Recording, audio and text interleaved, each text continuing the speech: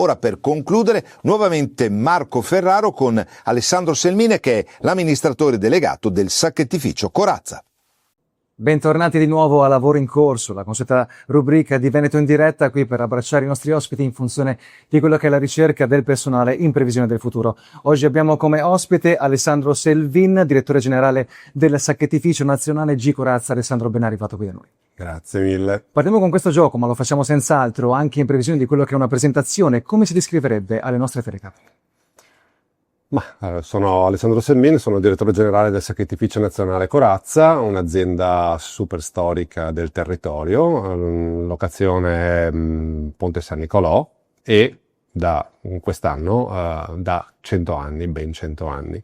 Quindi abbiamo un importante anniversario che ricorda quella che è tutta la storia del sacchettificio, azienda di manifattura, quindi di produzione da sempre, per la produzione all'inizio di sacchi in tela di cotone bianco, e quindi storicamente è un prodotto un po' particolare destinato ad alimenti per il food, quindi per l'alimentazione umana, che poi negli anni si è sempre evoluta, cercando di cavalcare quella che erano i trend e le modifiche nel mondo del packaging, fino alla produzione di oggigiorno sacchi di carta industriali e sacchi di plastica, quindi imballaggi flessibili sempre per altre aziende, quindi industriali. Alessandro, puntiamo già subito il dito quindi su quello che è l'aspetto, su quello che è la facciata già da tenere a mente, cioè la presenza di questa potenziale ricerca. Figure disponibili, cosa può dirmi? Allora provate a immaginare, ho detto manifattura, o quindi produzione, la prima cosa che viene in mente è una fabbrica. Ecco, a me il termine fabbrica non piace, quindi il termine stabilimento di produzione è il termine corretto.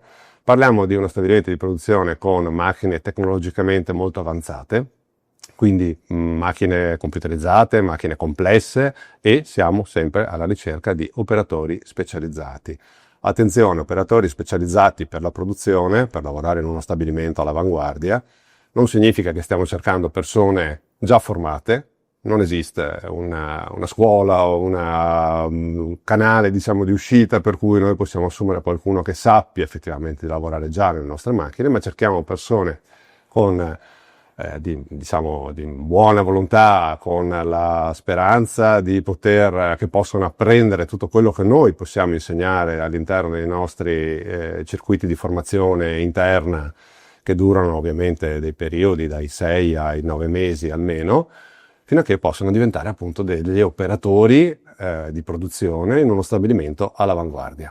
Una volta che diventeranno operatori del vostro stabilimento, Alessandro, una cosa importante è capire che tipo di ambiente si aspetteranno di trovare, specialmente in vista di questo che è il vostro anniversario, i 100 anni. Che realtà è quella di oggi? Allora, è una realtà complessa e variegata sicuramente, siamo un'azienda medio-grande, abbiamo circa 240 dipendenti attualmente, quindi è chiaro che all'interno della popolazione aziendale ci sono diverse tipologie di persone.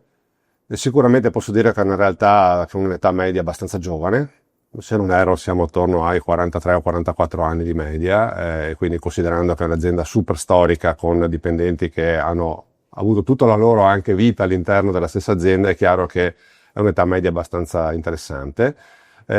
Sicuramente è un'azienda dove si possono esprimere le proprie capacità, i propri meriti, perché abbiamo la possibilità di avere delle crescite all'interno in diversi ruoli dell'organizzazione, anche solo parlando della parte produttiva, quindi non solo della parte, diciamo, degli uffici, ma della parte produttiva. C'è comunque un'organizzazione complessa che consente di fare anche una bella carriera se la volontà è quella e la capacità poi è conseguente. Alessandro, la ringrazio per il suo intervento.